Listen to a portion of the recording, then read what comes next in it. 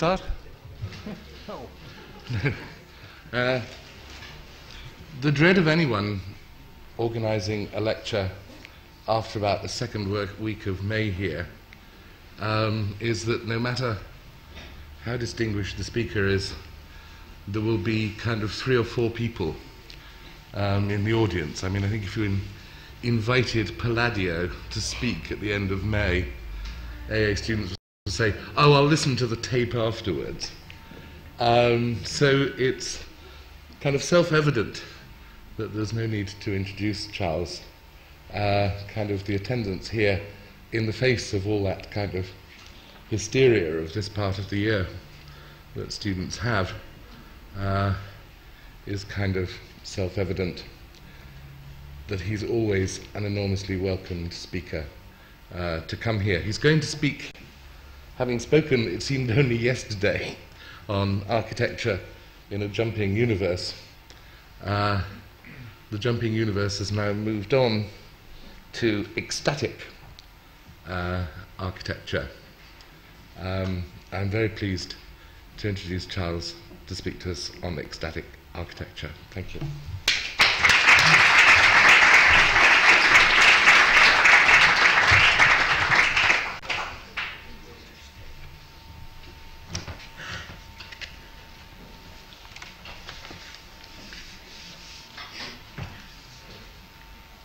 Thank you, Mark.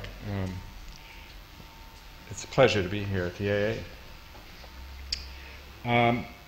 Ecstatic architecture came out of a meeting we had at the Royal Academy, which in fact Mark was invited to. And the pretext was that we were trying to formulate a concept of psychic space, or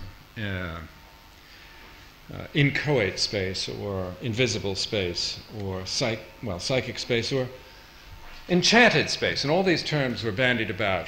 And there was no great consensus that any of the terms referred to something that was public and widespread, or that in themselves they had a great power or frisson or applicability.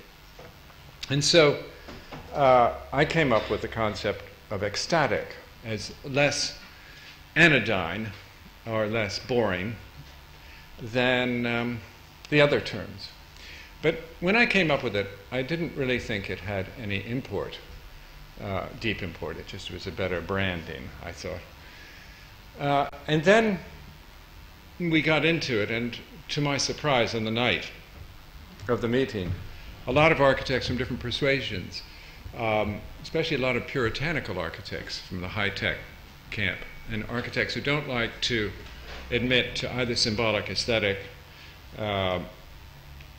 metaphorical, emotional qualities in architecture as a pretext for design, at least, came out of the wood, as it were, the woodwork, and admitted that they were delighted by ecstatic architecture, the concept.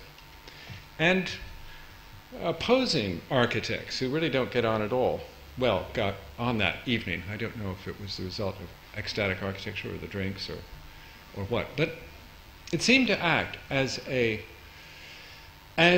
rubric or phrase or term or idea that could cut across a lot of the habitual categories and make people talk about and think about certain things that are going on in contemporary architecture and in their work, and even their goals.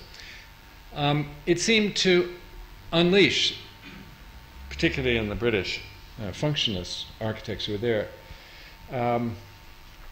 unleash them from taboos. And so we could begin to see that there was a function for the concept, and we were treating it historically, as I'll be doing tonight a bit.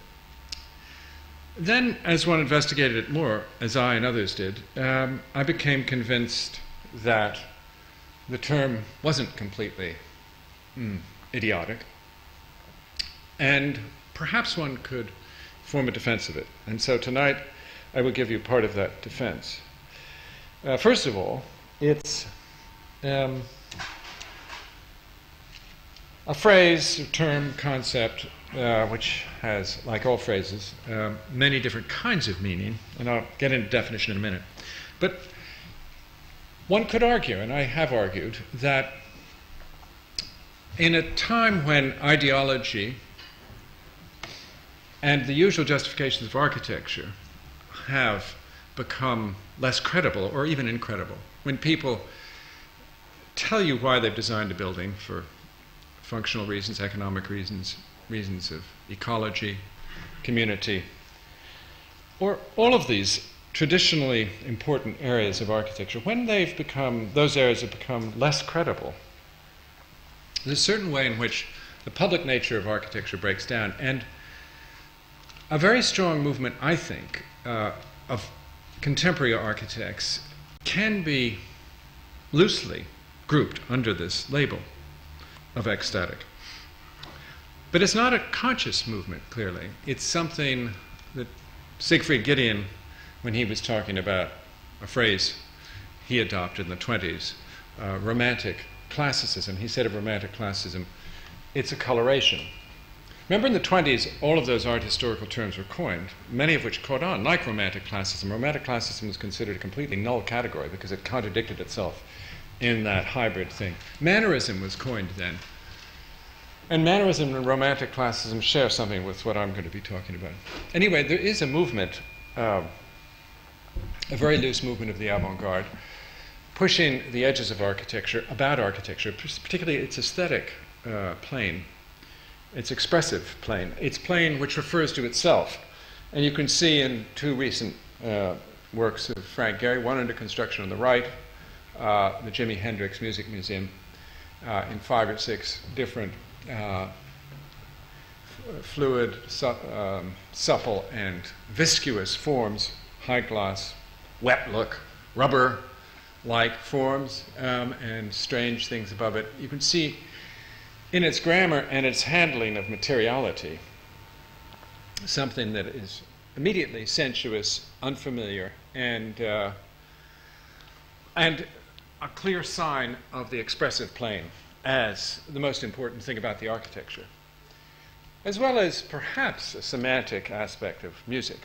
On the left, his Paris museum, or it wasn't a museum so much as the American Center it was called, and it was meant to have a restaurant on the side out here. And this was meant to be a neon sign which announced what was going on daily. It was supposed to be a Yankee in Paris, or someone dancing into the building. It was supposed to have that rollicking dance-like quality of the American in Paris. Actually went bankrupt very soon after it was built, and now I'm not sure what it's used for. But 1993, this building was finished, and this is under construction. So Frank's work, which is what I'll end with too, summarizes a lot of it. The work of Coop Himmelblau carries this out, I think. And part of this work was discussed under deconstruction, although particularly Coop Himmelblau and Frank have disavowed the term, and as many of the deconstructionists have. But clearly, the factories and the work of Wolf Prix and Helmet, work that is well known within this school, has much more an expressionist background of the crystal architecture of the 20s than it does as deconstructionist architecture. And again, it's architecture about itself. So too is part of the high-tech architecture, which still gives a functional economic explanation of itself. But if you look at the entrance to Channel 4, these extraordinary glass planes and cantilevered members and excessive use of glistening material that unbalances you as you walk across this, as it were, psychically revolving space over the nerve center, and then you walk into the main area of the main lobby of the television studio. The curved glass and everything about it is excessive. in a very weak sense, is meant to induce a sense of ecstasy in the onlooker. And I think the reptilian hide on the left of Grimshaw also has that aspect. Although when he talked about its design, he justified it as having come from the fact that this train, high-speed train, has to put on its brake, and that sends a shock wave through the glass wall, and the computer had to detail the 1,700 different glass planes, hence its reptilian zigzag nature, and put them in different gaskets so that they could absorb and move with the shock wave as it came through the building. And if you look at his buildings before this and after this, they aren't as interesting as this particular roof. And like Rogers, he doesn't have a theory of expression, symbolism, or ecstasy, certainly. Yet I would say this is architecture about itself. And then there's obviously more hedonistic architecture, particularly the gay community in Los Angeles. And I just show one self-built house, influenced obviously by the viscous edible architecture, not only of Salvador Dali, but of Hector Guimard. And obviously in Los Angeles, certain kinds of people who make ice cream. On the left, Nigel Coates. I'll come back to Nigel, who's taught here, who I think in his Ecstasy put forward, so I'll come to that, in this school, develops several of these notions. So this is a wide, diffuse movement with many different aspects to it. It's not a old-style movement of Die Style, where people come in on step and they all understand the manifesto and understand what is to be attained, have a common goal, and march, as the art historian Harold Rosenberg said, they march as redcoats march in formation, coming out onto the American plains and shoot their guns. That's how the old avant-garde works. Frank Gehrys is the Daniel Boone of architecture, because he sits behind a tree, as Daniel Boone does, and picks off the redcoats one by one. And in a sense, that's what we're talking about here, is a kind of individualistic movement rather than a movement of redcoats or an old-style architectural movement. So it's a coloration. And I think Jean Nouvel fits into this rather well, because his work obviously relates to many aspects of the modern movement. In fact, he's justified his work recently as coming from an attempt to evolve in a Darwinian sense towards lightness. And yet, one look at the interior of his department store, the Galerie Lafayette in Berlin, and you can see an excessive celebration of shopping. Koolhaas, Rem has talked about shopping as the terminal condition of humanity in the next century, or perhaps now. And here the termination is a black hole and a white hole. These beautiful cosmic images, really almost religious images. And religious images of shopping are something I'll come back to. So in considering this loose movement, one's talking then about building types. The Ministry of Sound, nightclubs, all sorts of things. Of course, ecstasy is a drug. All sorts of things which are going on around these architects. It's extraordinary when you look at that cross-section here to see the way in which the panopticon, the total view of ourselves, is on every floor where we're consuming something, food, or lingerie, or jewelry, or scent, or something, is made into some very enticing demonstration. Well, ecstasy itself. Ecstasy was defined first by the Greeks in two different ways. First, it was ecstasis meant to be put out of place, and it really referred to the body being put off balance. And it was a negative feeling to be in ecstasy. It was to be out of control. It was something that you shouldn't allow yourself to have to happen. It's when you feel dizzy, disoriented, sick, vertigo. It is very much associated with losing control of your reason. And this meaning of ecstasy carries on through the centuries and reemerges, particularly in Britain, where ecstasy is looked down on in certain periods. But secondly, and maybe by the 4th century, it came to mean something slightly different. It meant the withdrawal of the soul from the body into a mystic trance. And so these two meanings, one having to do with the body being put out of place and one's losing one's wits or control over one's mind, started to shift even in its feeling and tone. And some people began to see the pleasure in being put off balance. And certainly religious mysticism during the Greek period and with the with the Hebrew prophets, and I'll get to Egypt in a second, with the Egyptian priests, in a sense their rituals were meant to induce a form of mystic trance or ecstasy in the participant, in the onlooker. And that was a positive thing. In fact, that would be the end result of the ritual. And you can find the way in which Alan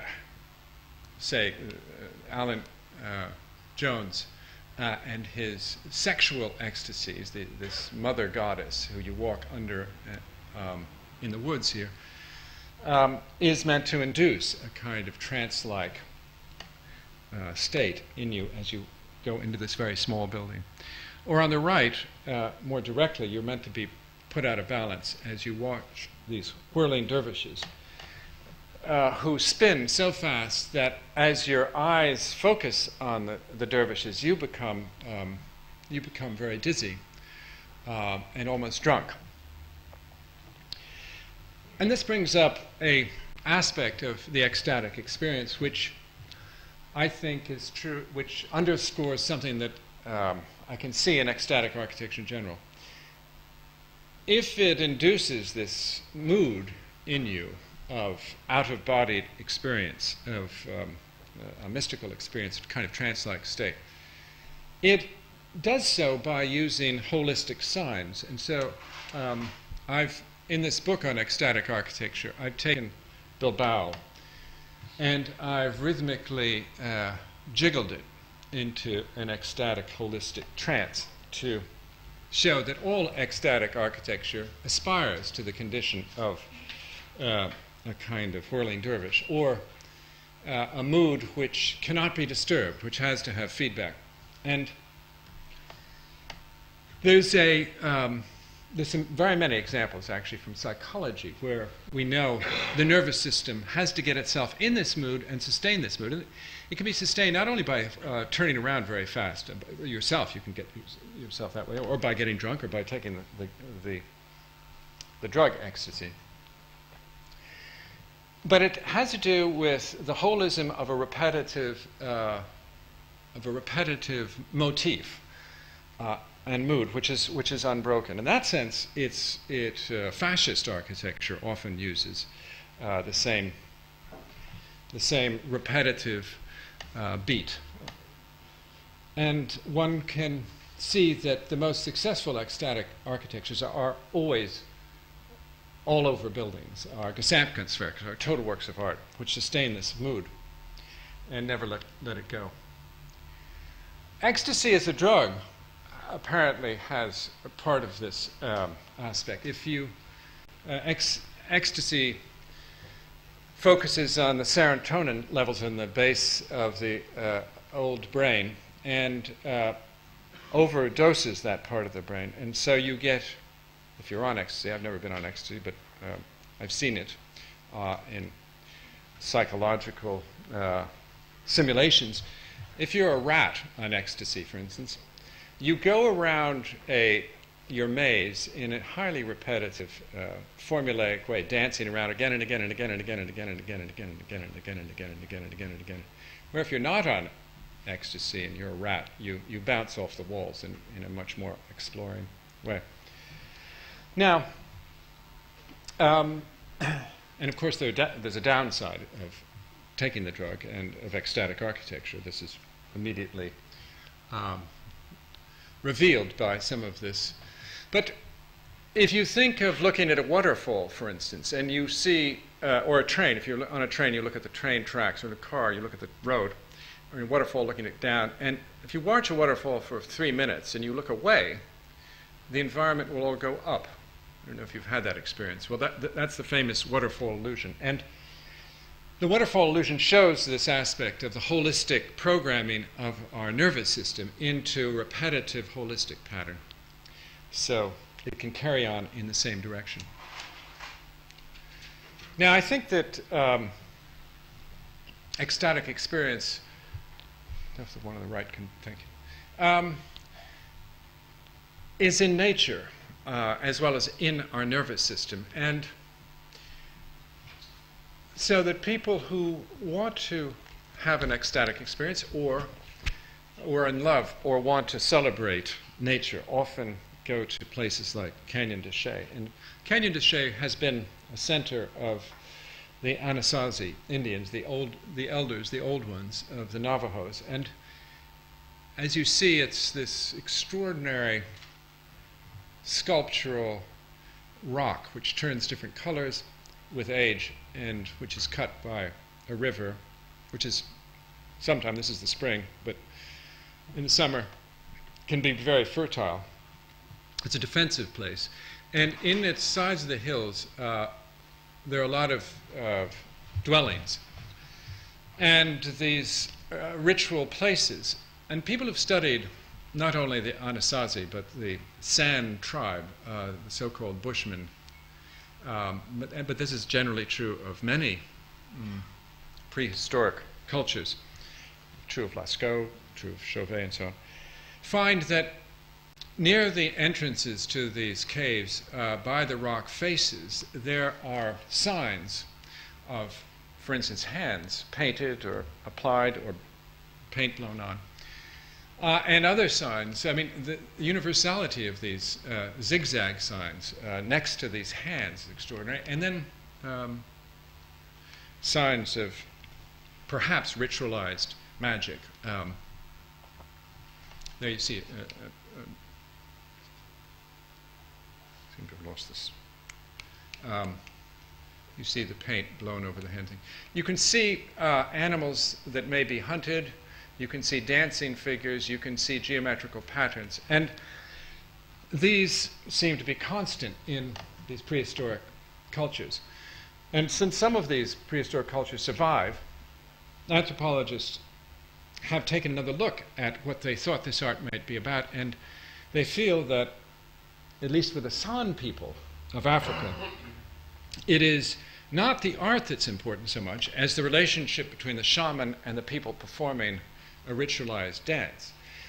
So if you think of the people who are at the front of this cave being like the whirling dervishes, they come here, they may drink, they may not drink, they may help the nervous system with drugs, they may not.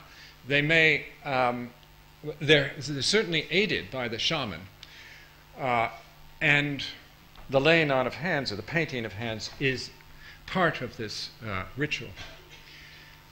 So inducing ecstasy in the participant then is one of the oldest architectural motives. And you can certainly see it transformed in Egyptian culture by the priestly class, no longer shamans but priests, with a theology, which is something quite rational, with an explanation of the universe, which is rational to a degree, but which takes place in, as it does here in this very early temple of Abydos, one of the first temples of about 3000 BC. You can see, still surviving parts of it, this extraordinarily magical light coming through and illuminating spotlighting certain parts, like these incredible Gouda cheese bases or swelling, repetitive columns, endless hypostyle halls of endless repetitive Gouda cheeses. You can see in this particular one dedicated to fertility and rebirth and conceiving children, there was a ritual which related to this cosmology, which you can see on the right here. The architectural column, the famous Jed column, with its phallic column with its four elements, like kinesis, if you like, being held by a pharaoh, and inside the column is Osiris, and perhaps that's his sister Isis, who was always searching for him. He was murdered. Like Christ, he was killed, and like Christ, he was reborn every year as corn, just as the Nile flooded each year, and miraculously the black mud brought back all of those wonderful lotuses and papyrus and all of the things that are symbolized in the architecture and the decoration. The whole drama is about dying, being hidden in a tree, and then coming out miraculously. Well, here, another hypostyle hall of repetitive columns, and you can imagine these processions when they took the Ka and the pharaoh down these long lines of different half-human, half-animal beasts, sphinxes and other terrifying, in-between animals. Animals which break down barriers. And this is an important aspect of ecstasy. As in sexual ecstasy, it's a breaking down of boundaries. So in architectural ecstasy, it's an overcoming of simple categorization. Inside Abydos, one of the chapels, which is more explicitly dedicated to fertility and around which women who are infertile still come and dance even today, 5,000 years later, is this extraordinary, or set of extraordinary reliefs showing the dead king here, the pharaoh of the upper and lower Nile, showing Osiris as the pharaoh. Well, behind him is the pharaoh. And Isis is this bird, kind of hawk figure over the erect phallus of the who's impregnating, in a sense, his sister. While Horus here raises his hand very tenderly in benediction over the body of his father. He's the result of this sexual act. So you can see that in the architecture, there are metaphors and literal representations of sexual ecstasy as a sign of a renewal, of a cosmic renewal. So similar then, in a sense, to that prehistoric architecture, but now more codified and controlled. I want to quickly race through different tropes or motifs or ideas of ecstatic architecture. Maybe there are 10 or 15, and I'll show 3 or 4. The body and the face and sexuality. It's interesting that the body as a motif has reoccurred constantly throughout architectural history. And you see 2 different kinds of body here, both of pharaohs of about 1500 to 1400 BC.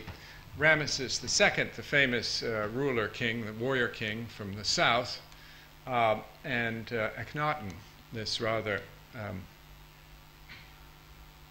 elegant figure whose aesthetic led to Nefertiti, this androgynous figure, half with his bulging hips and breasts that protrude, and aquiline face and nose and very sexual mouth. Always shown in his depictions in this extraordinary manner, so much so that it becomes the Akhenaten style. As you may know, Akhenaten, son of Aten, son of the sun, literally, son of the sun. We worship the sun in Egypt, and the son of the sun has the worship of the one. He was the one to bring monotheism to Egypt about the time that Moses did to the tribe of Israel. So, and then it quickly broke up in Egypt. Anyway, Ramesses depicts himself here as a 7-story building. A person is about this big in his temple, and you can see other figures here. Again, repeated. So this overall holism is a recurrent idea. If you can focus the one on the left, please. Well, the body in architecture under the Greeks becomes even more gigantic, and Helios, the god of the sun, again, there's the sun symbolism, carries a torch here, or a burning element that acts as a lighthouse for Rhodes. And the Colossus of Rhodes becomes a motif 200 feet high, a 20-story building. I think the tallest human built-in architecture really until the woman, the Statue of Liberty, is built in New York City in the 19th century. I think the Colossus of Rhodes' foot has been found. I'm not sure, or maybe a toe. But anyway, it's interesting that you would sail under this Colossus. That's a boat there. Sail between the Colossus's legs. And architects got into this ecstatic image of the body projected onto the landscape and us projected into it. And so it became, as you know, through Vitruvius, well, not through Vitruvius, Vitruvius talks about it, became a basic idea of the temple as inscribing the body in its plan and in the proportions of its columns and all its, quote, members, unquote. And so the body and the face and the musculature became then, from then on in Western architecture, right to particularly Michelangelo, and right up until the 1920s, and the book called The Architecture of Humanism became a constant idea. So it wasn't surprising that given the tradition of the Colossus, it could erupt in this extraordinary figure, which is described, both of these are taken from, by the way, Fischer von Erlach's book of 1721.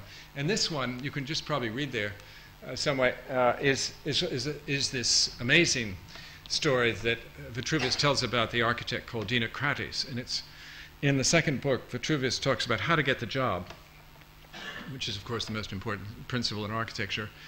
And the second most important is how to keep the job. Well, he says, Dinocrates shows us how to do it. What you do is you get undressed, and then you oil your body up with really good, smelly oil. And when the ruler, the king, or in this case, Alexander the Great, is at the games, you go down and you run down to the front row where he's sitting, you sit right next to him in your leopard skin and your oily body. And you talk to him, and you tell him that it would be great if he commissioned not a building in his shape, but a whole city in his shape. And this flatters the king so much that he commissions you to do that, and that's how you get the job.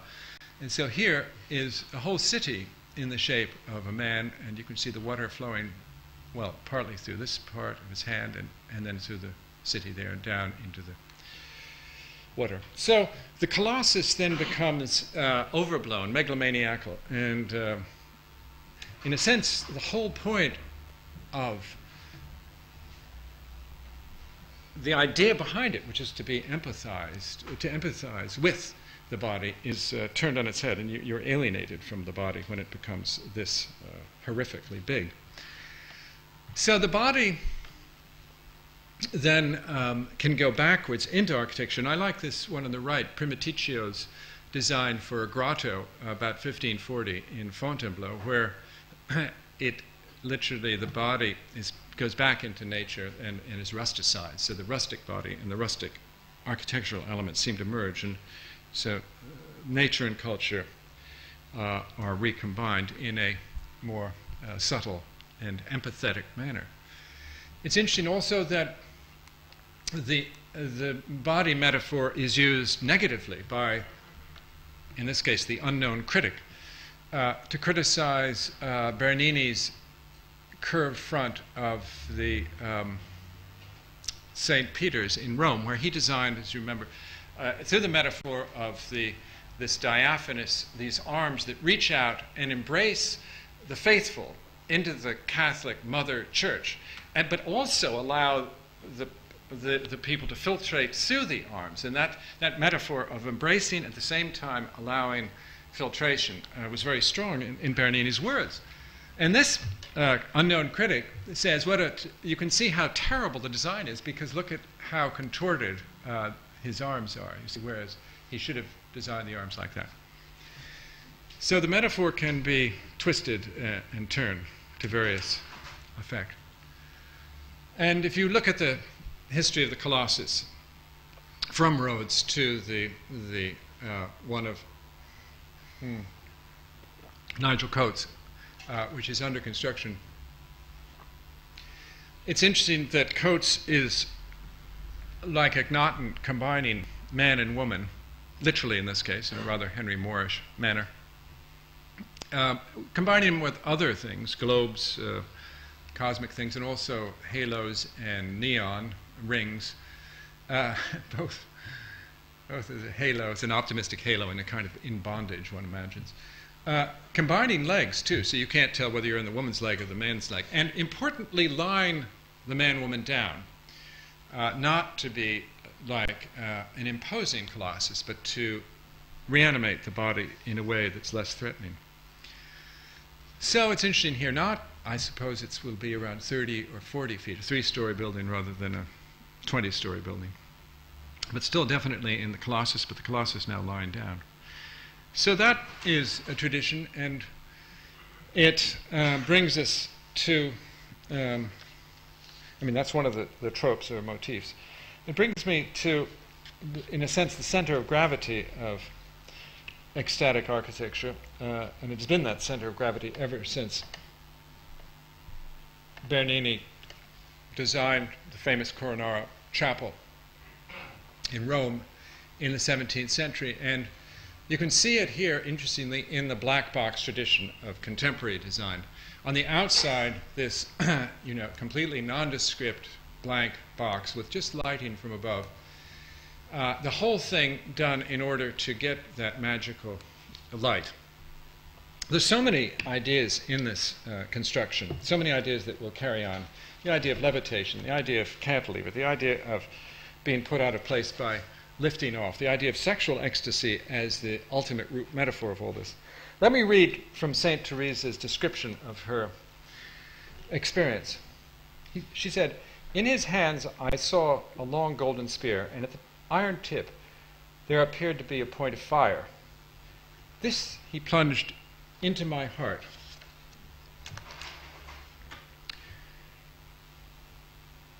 This he plunged into my heart several times, so that it penetrated into my entrails.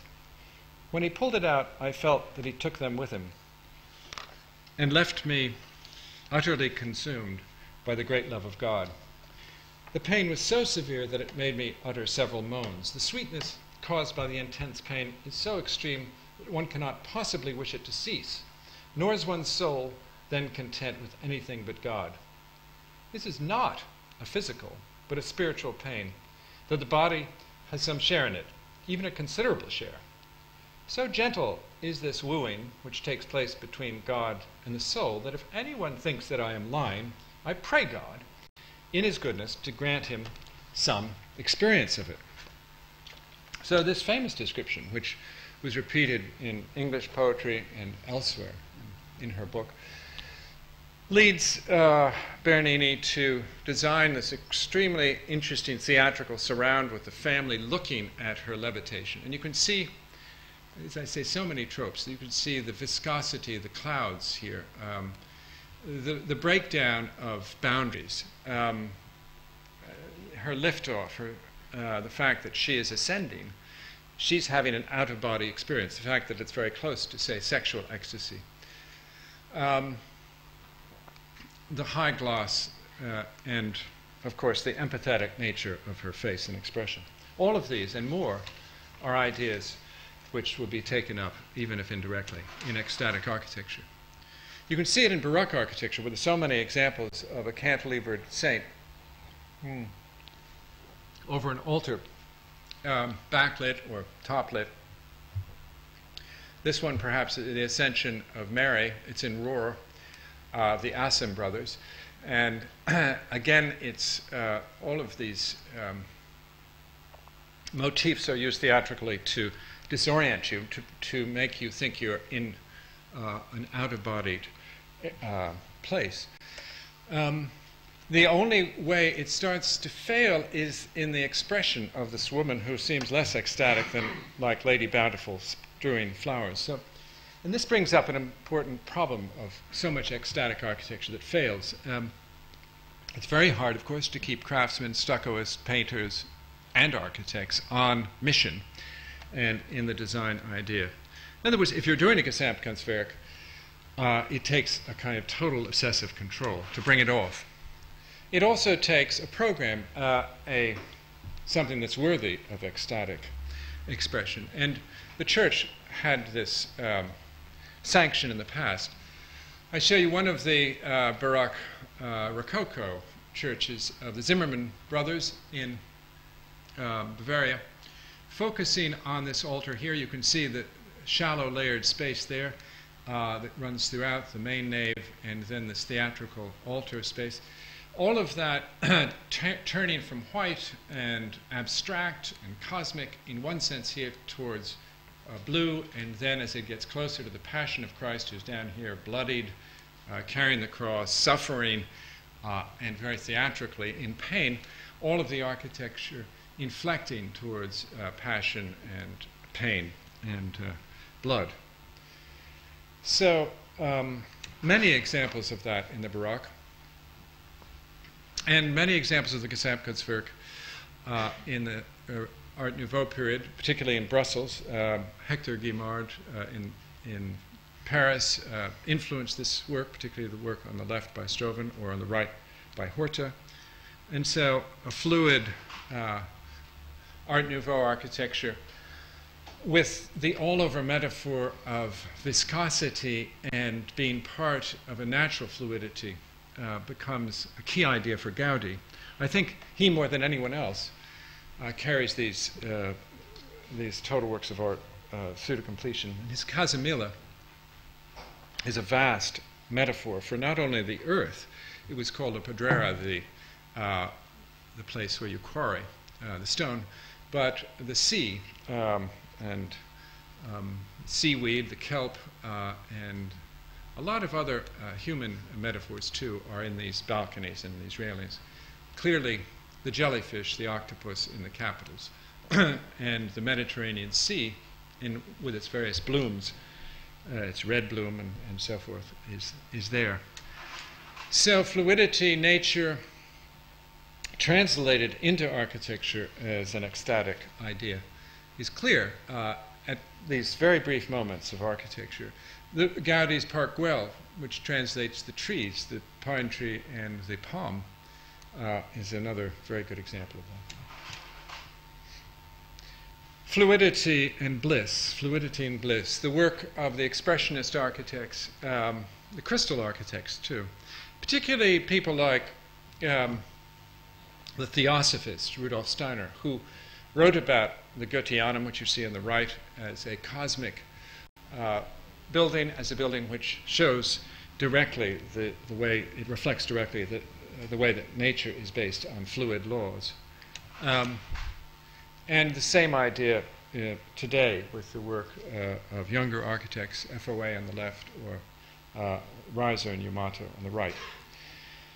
So we can see then, as it with the Art Nouveau period, and partly with the Baroque, you have an all-over architecture which is translated into what used to be considered to be an immovable, recalcitrant material, steel, for instance, hard metal, and reframed as a kind of naturalistic landscape. One of the masters of this genre is Hans Hollein, and I want to look at 5 or 6 architects now who have added something to this tradition.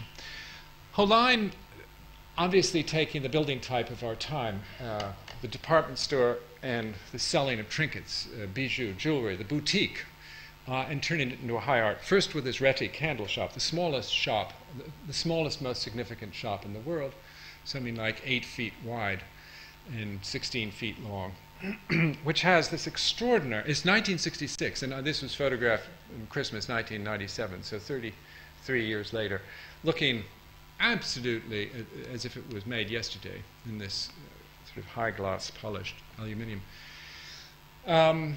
Bedecked here, not by Hollein, but by the Christmas tree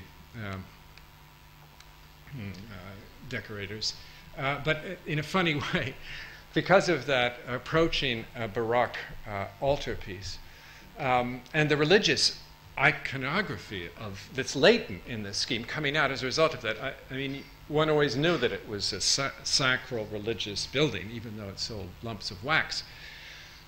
One knew that because as you approached it, you couldn't see what was in these very sensuous holes.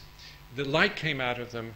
The hardest material, metal, folded in such a smooth way with so much sfumato, smokiness, that you couldn't tell, you rubbed your eyes, you went up to, you had to touch it to see, how did he do it? How does it work? And then you see what it's selling. Oh, it's just wax. But that thing that he did in architecture was to turn the drama of discovery, veiling, and surprise into a sensuous architectural promenade. Even taking the name Reti, which is the candle company, and using that in a kind of quasi-religious way. So you go in towards the high altar, in this case, is a woman with a necklace on, so it sells some jewelry. But in the before you get to the high altar and the chancel, as it were, you get in this space which, again, uses materials in a completely unlikely way. In this case, it's an air conditioning equipment and lighting, which is cut by see-through glass elements that shine and glisten and mirrored, so that you're completely disoriented, thrown off balance, mixed up. You don't know where you are. This 8-foot square space in one room and 8-foot square in the next becomes infinite as you look sideways. And so you are put out of place, to go right back to the definition of ecstasis. And in a sense, insofar as you're allowed to have the mood of a mystical trance in a shop, you sort of float out of your mind as you try to figure out how does that air conditioning actually work. So irony combined here with ecstasies. I mean, this is interesting because according to my theory, it shouldn't happen. But Hollein seems to show that ecstasy can have elements in it that don't send the same message. It slightly send up the message as it's being sent.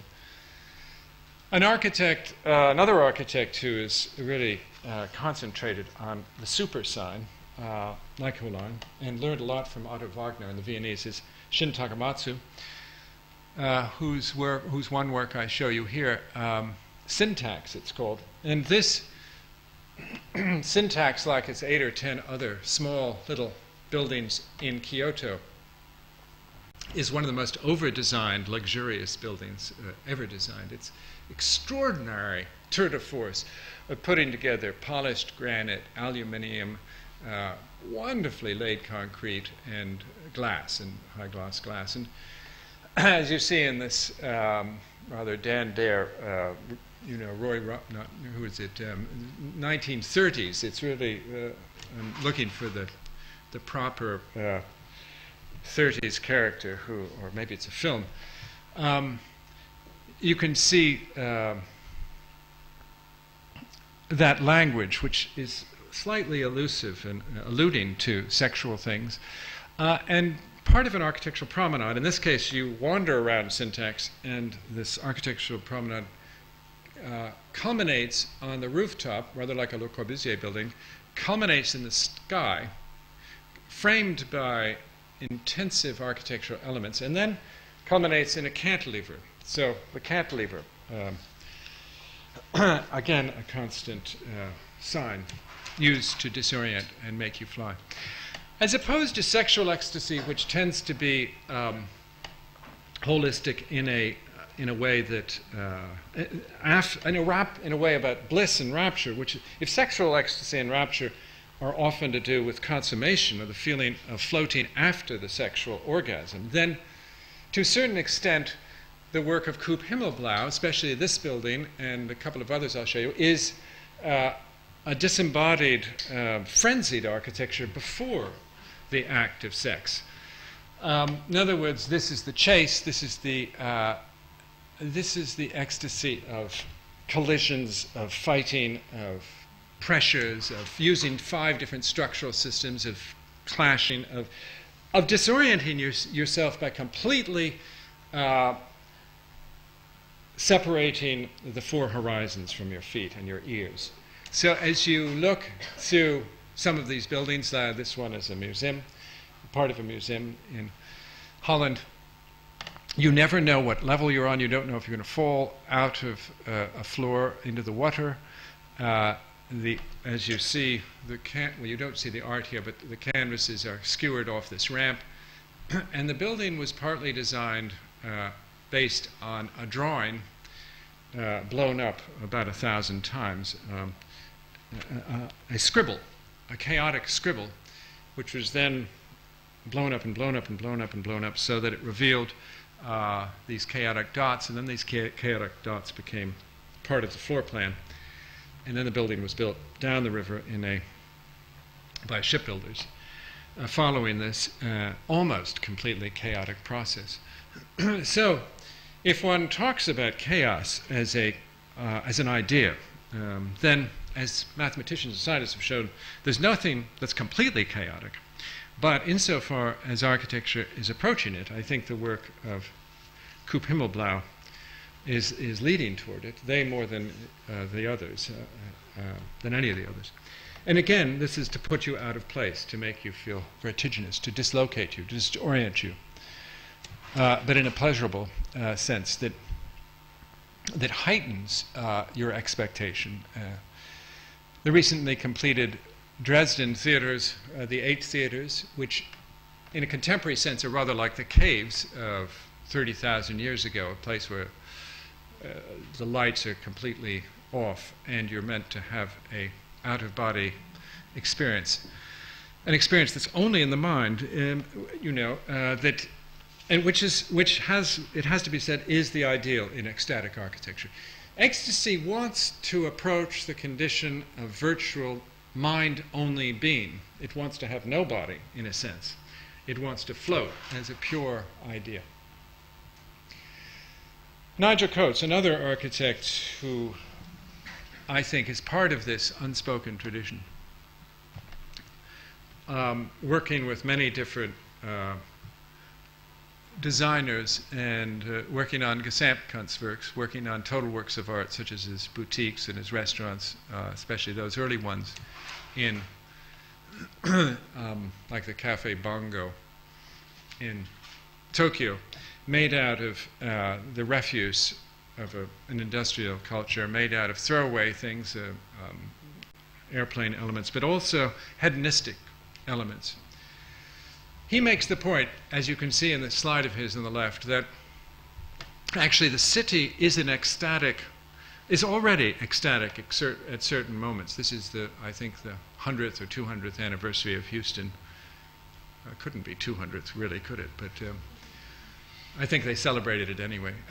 Anyway, the whole building, the tops of these buildings exploded. Now this is, of course, not a full architectural ecstasy, but it partly led to his notion of a fluid, melting, sensuous London, which he called Ecstasy in 1992, and which he designed at the AA and elsewhere with his office, in which those elements in a city become soft and pliable and are meant to induce the kind of nighttime city that that already exists, the nightclub city, the soft city, which is an essential part of why people come to the city, to celebrate each other and their bodily and out-of-bodily experiences.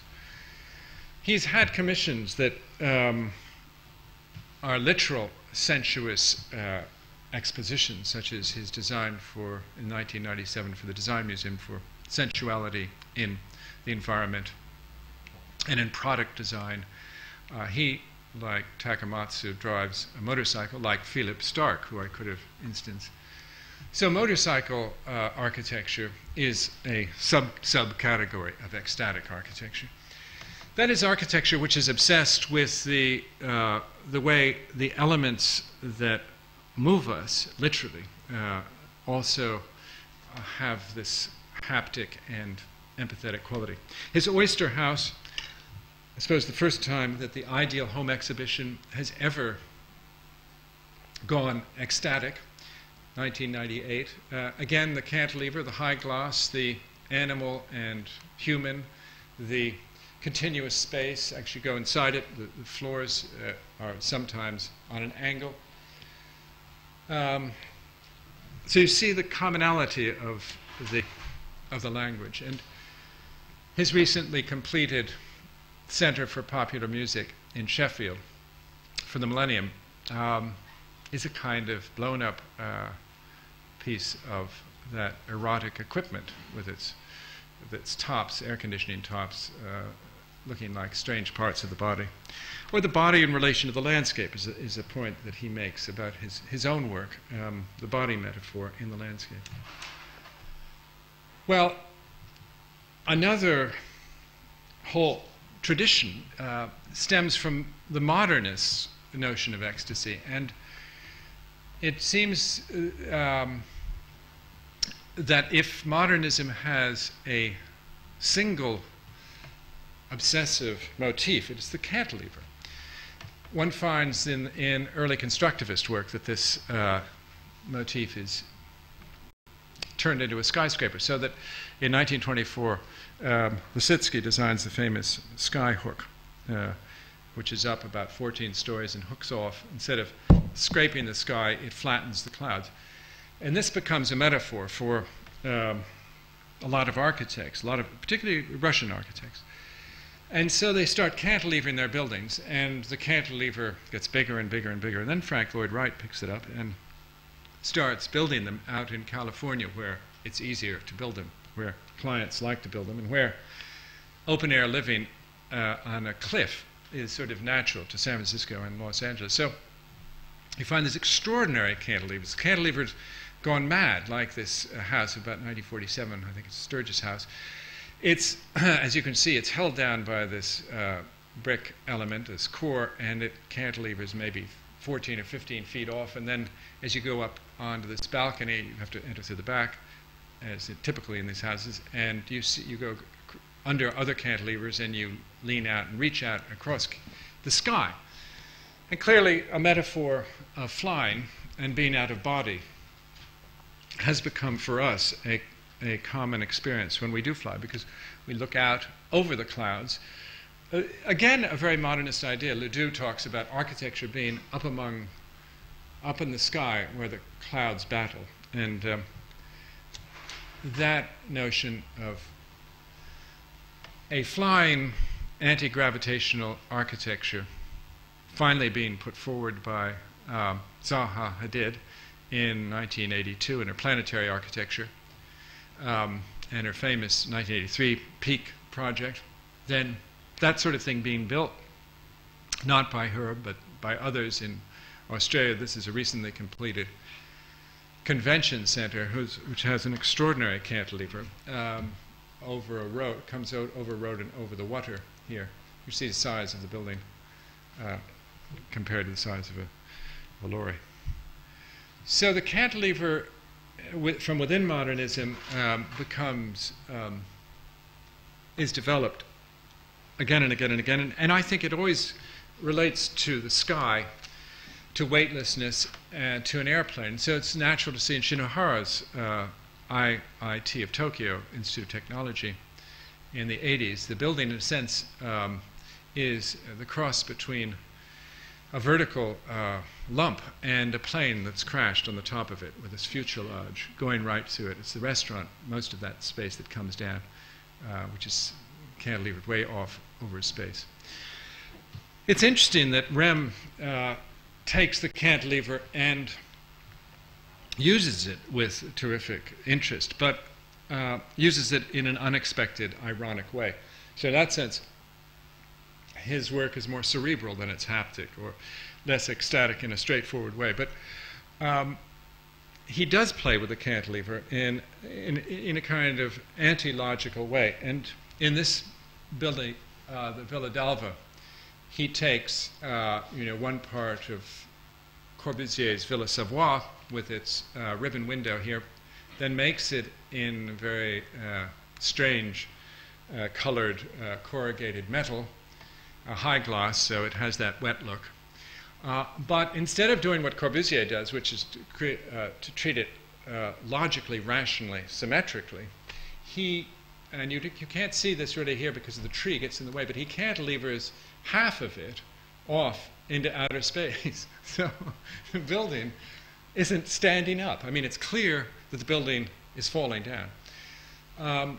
Because this is glass, and you can see if you look closely that this Mesian corner here, which actually slides out and all this opens up, is not supporting the building. So why doesn't the building fall over? Well, there's a column in here, and then it's held down by a thing presumably under the ground, holding on for dear life. So, and if we can focus that on the left. Recently, his house for a family outside of Bordeaux takes this idea even further, along with Cecil Balmain, who works out this impossible structure. It takes the idea of the cantilever, and I don't fully understand it, but it cantilevers both ends and supports it from at one point, and then at another point. You can just see the beam back there. So it supports it crosswise, and then with this core, and then when the walls are pulled down, or the glass walls are pulled back, this incredible flying beam of Lisitsky shoots out over space. And this is really wonderfully perverse, and so this is perverse ecstasy.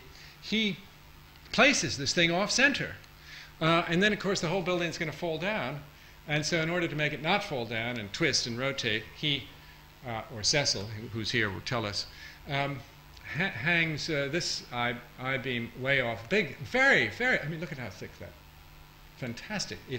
If the I-beam is the Doric column of modernism, then this is modernism, but you know, it's the most gratuitous, mad, ecstatic modernism. It hangs down the thinnest little thing there, and there's a weight down there that apparently holds the whole building in. If you took away that weight, that big thing, the whole thing would flip over on its back like an animal. You know. So this is kind of logical ecstasy, isn't it, or anti-logical ecstasy. You have to know all that and look at all that and say, God, how mad, how wonderful. And I think the same is true of the work of Eisenman, to a degree that he takes an architectural idea to such lengths that it becomes ecstatic. In other words, when architecture does concentrate on its own language obsessively, it heightens the sign. And when the sign is reduced to one thing, in this case the L shape, and played in plan, section, elevation, and volume, and in pink and shades of pink and green, and breaks through the building rather like the earthquakes break through the building. This is for a lighting company, by the way, the Koizima Lighting Company in Tokyo. You can see it's the ecstasy of a pure architectural idea taken to its limit. Eisenman says the L shape, EL, the L shape is the most unstable form. A square is stable, a framed square is even more stable. Renaissance architecture is stable.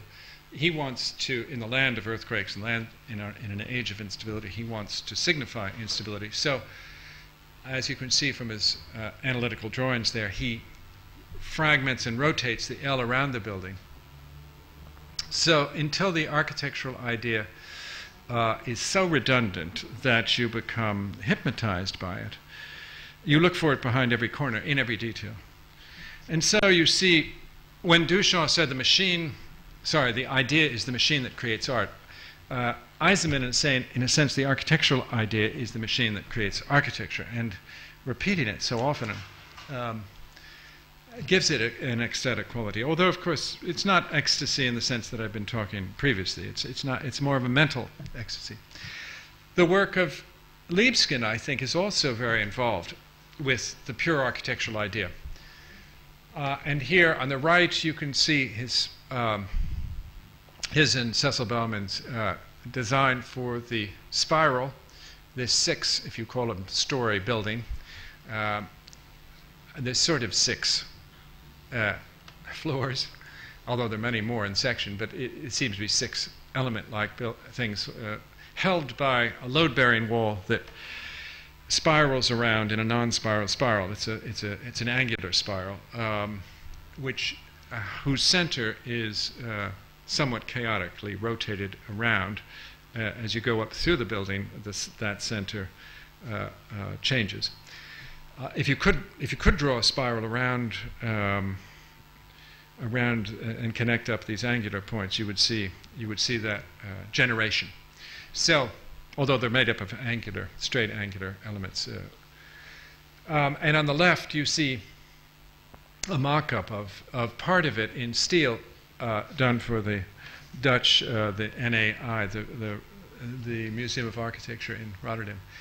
When you went to this mock-up, it was extraordinary how that space did disorient you in a very pleasing way, did put you off balance, did really excite you, get you completely involved in anticipation and discovery, rather the way Hollein does, and rather the way a Gesamtkunstwerk of the Baroque does. And I think partly because not only the architecture, but everything in it, the elements, the display elements, and even the models and the drawings were of such a piece that you never knew what was Libeskind drawing and design and what was actually the building. In other words, there was a total fit between the aesthetic. I have never seen such a perfect fit, and I imagine that Lisitsky produced it in his Prounds in the 20s, perhaps one of the inspirations for this. Anyway, I'll end with what I think is so clearly the architecture that makes one think about this. I mean, I have discussed this building in the Architecture's Jumping Universe, and I think one can discuss it, and a lot of this work, in another paradigm of complexity and a scientific paradigm. But I think that Bilbaoism, if we can name an ism after this building, and it is really an ism now. Can you focus the one on the left? Asks us to deal with this extraordinary way in which a single building has changed the course of a city. 2 million visitors have come. Of course, you can say that, like Jim Sterling's Stuttgart building, in another 3 years, you know, the mountain will tail off, and it won't be the most alluring building of the century. But at least for a small time, it seems that architecture really can change culture. And of course, that's what the citizens of Bilbao hoped for when they commissioned, not they, but the Guggenheim Museum, and they commissioned Gehry. Anyway, the building performs nature in an extraordinary way. The hills around are brought in, the mountains, the green, the undulations are brought into this incredible flower. And then Jeff Koons' ridiculous dog is even brought into the building. And then the water is brought into the building, the sky, and the boats, and the high-speed traffic, and the trains which come into one side. So it's a building which uses titanium to cut across the boundaries. On the right, you see one part of his model office, and on the left, you see one of his computerized CATIA drawings. It's been commented on quite often now that the way he designs is to draw sketches speak his concepts, have idea concepts which are not formed, inchoate but there, and then approximate them through a series of models at different scales and then new drawings. And then when he gets closer to something he begins to like for all sorts of intuitive reasons and explicit reasons, he will make a model of it, and then that model will take a light pen and go over it, and it'll program, the CATIA system will program into it the complex curvature of these walls and structures, so that the building ends up being built for something like 1/10 more than it would cost if it were designed by Mies van der Rohe, or if it were cubic. In other words, if it were repetitive. So I think it is very much a proof that a fractal building, a self-similar building, not a self-same building, can compete today. And we can have a kind of architecture almost as cheaply and easily and efficiently that is like this as a repetitive modular one. Like so much ecstatic architecture, it is all over, and it's meant to induce, and does induce, a sense of euphoria in people as they go through this museum experience. And it's found in the work in this long gallery, this huge, big, high, I don't know how many feet long, 400 feet long gallery, one of the biggest, longest galleries in very high space. You see a sculpture by Sarah, which is, in a sense, competing with the architecture, and which is underlining the curves of the architecture. Or you see Oldenburg, another artist he works with, and how this strange shuttlecock with broken wings falls over one of his precipices and becomes one with the architecture. Well, so insofar as the museum has become the cathedral of our time, and insofar as art is a place where, a museum is a place where you contemplate and you have transcendent experiences and mystical experiences, it is obviously a place where ecstasy is condoned, even maybe expected.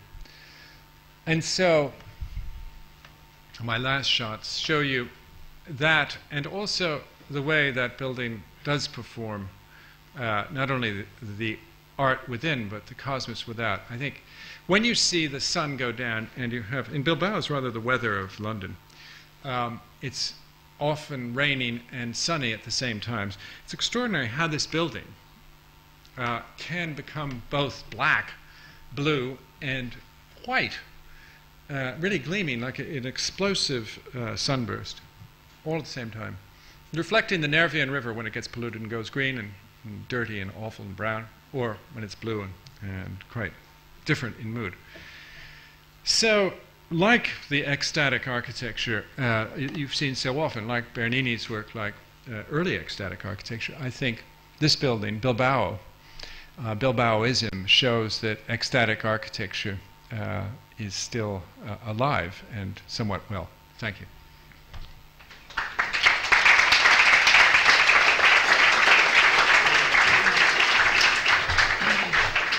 Some questions.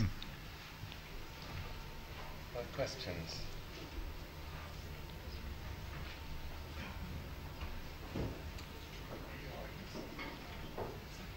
Charles, I was just wondering whether you would make any kind of distinction between this concept of the ecstatic and that of wonder in your presentation, because I wonder whether you don't think that the examples of Brem's two houses that you show, they're not really quite in the same category of some of the other projects where they're really addressing the question of expressionism or exuberance, but more an idea of something which is quite different from the sublime, that of wonder, because you are in awe of how such a thing might be standing up, or the way that you talk about the symmetrical, asymmetrical. And that the concept of wonder is a very different thing from that of the ecstatic. What do you think about this? Yeah, I think that's a good point. there certainly is a difference, and I wouldn't. You caught my reservations about calling it ecstatic architecture, but with Rem, I think there is wonder there. There is maybe a sense of the sublime. I think it's an intellectual exercise, part of Rem's work. It's also has ironies built into it. So therefore, it doesn't have this over-unification, which I'm trying to argue is typical of ecstatic experience. But the funny thing about ecstasy, if you look at the variety of ecstatic experience, is that a lot of it can be induced in the brain without even moving. If part of the word and locus of it as a sensibility is the whirling dervish and just, or sexual ecstasy, part of it can be induced by thinking and by meditation. And the ecstatic Kabbalah, which is a form of ecstasy, which Umberto Eco talks about, how the Kabbalah can be read in an ecstatic manner. You train yourself to read it in such a way that every time you come across a letter that signifies God, and you have to learn how many different ways God can be signified in the text. If you're a critical reader of these biblical things, you can see God in every letter. And that you go into a kind of divine swoon of ecstasy, as you know. Yahweh written backwards, upside down, as you look at the page. It's everywhere. It's in all things and in nowhere. So there's methods of being mentally ecstatic, which I think is a kind of architectural ecstasy. And I think that Rem wants to induce, and it may be through wonder and thought. But you see, I think that meditation, that cerebral meditation, is itself, I wouldn't want to push it too hard on this, but it has an ecstatic component. Now, you may criticize that and say, well then, what's the difference between saying that all great architecture is ecstatic? Well, it is. I mean, that's one of the problems. It has an ecstatic component. It tries to induce a mood of wonder and excitement that is in you, that is, empathetic. Yeah, but I think in the presentation you don't always make this distinction very clearly. No, I don't. Because a lot of the things that you are showing are people who are, in a sense, there is a signification of the ecstatic. You're referring to these things as being ecstatic. They certainly don't raise any sense of ecstasy in me. In you? No, not. Well, I mean, a lot of them don't. But well, I mean, when I walk, I mean, So, it depends on the person. I mean, when I walk through Rem's building, I've only seen the Villa d'Alba, I had an ecstatic experience. But that's because I know Corbusier very well, and Mies, and I thought, this is incredibly funny and enjoyable and mad, absolutely the maddest thing, but, maybe I'm odd. I don't know but how odd what I I'm am. saying is that, for example, in terms of these buildings, or when you show Bernini, or when you show something of how this house in Bordeaux is working, these create a different sense than some of the other examples which might give the appearance of being ecstatic, but they might not be any such thing. So what I'm saying is there not a difference between what looks maybe gives the appearance and things that create this, induce this quality? Oh, could I ask while the people are waiting, kind of coming to ask? It seemed to me that one way of sort of making the notion of ecstasy slightly more precise is that one can see ecstasy as actually a very precise spatial organization. I mean, whose formula, in a sense, would be I am where I do not stand, or I stand where I am not. Now, therefore, if one wanted to kind of pursue the notion of ecstasy kind of spatially, one would say it always kind of rests on these two terms, that where in a sense the tectonic structure has been dissociated from the effect, which is somewhere else. And in a sense, what you might call the movement of ecstasy is the continual oscillation kind of between the two. I mean, that's where it always seems to me, in some sense, to lead back to the Baroque kind of and its effects, And obviously, famously for someone like Lacan, when he comments on Saint Teresa and kind of says, what is happening here is that it's very formulated. He says she's coming, but as it were, she's coming according to that kind of very precise sense of jouissance, which is that kind of movement outside the idea of structure as such, in some sense outside whatever could be built or symbolized, backwards and forwards. Yeah. In some sense, precisely muscular contraction, where in a sense contraction seems to lead to a kind of projection, and it kind of describes that movement sort of quite technically. Right. Well, I don't disagree with that, and I wouldn't like to try too hard to categorize something which I already admitted is rather inchoate. I think it would be, I don't think one should try to be too precise about ecstasy, especially since it's meant to put you out of categories, out of body. It's meant to be a unitive experience. And let's take orgasm as the center of the term. Although I think to do that is maybe dangerous, because maybe a religious experience should be the center. But since people don't have religious experiences so intercollectively today, maybe we should talk about orgasms. Anyway, I agree that it is to do, it's out of the structure. I agree with what you've just said before there. And I also think that a perfect ecstatic experience is when you're a disembodied feeling, floating mind, like your virtual reality. You don't, you have bodily pleasure, but you're basically in, I would say, a post-orgasmic floating, unitive. There are no boundaries, and there's identification with everything. But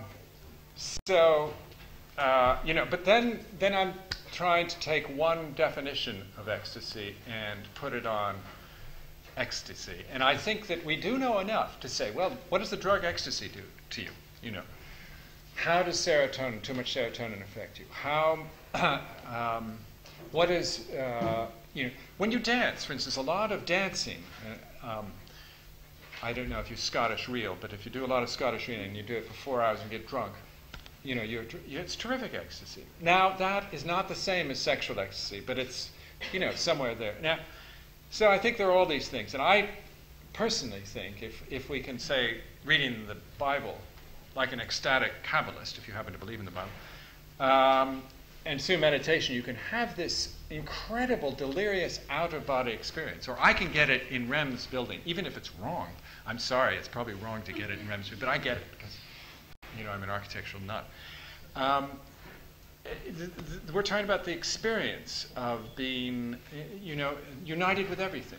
And that's why I'm not sure that sex should be, what you're implying, sex is the locus classicus. I suppose it is. I don't know. Why should I agree with you? Why not leave it boundless? Why not just say it is a boundless, all-over, unitive experience? It's just that you assign certain feelings to particular shapes.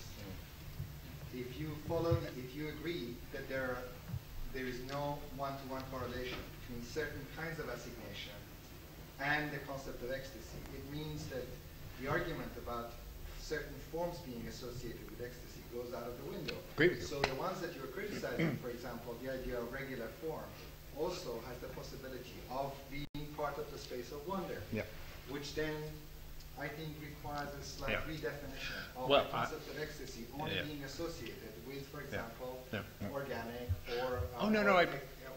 but there's okay, I made a mistake. Okay, Moisten, you're picking up the mistake. Okay, look, I did say several times at the beginning, and I showed the cover, it's repetitive as well as being non-repetitive. So the thing is, I think the hypnotic architecture, say the fascists, or Hitler's films, if you've seen, or Leni Riefenstahl's films,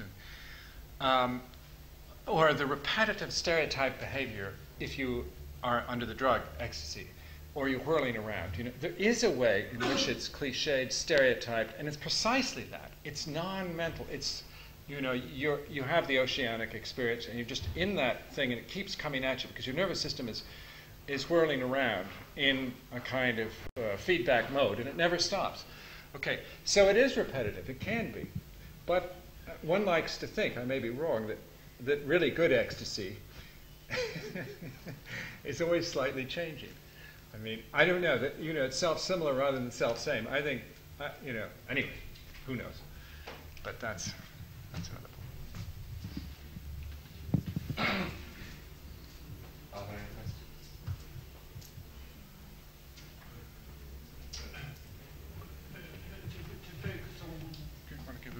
Sorry.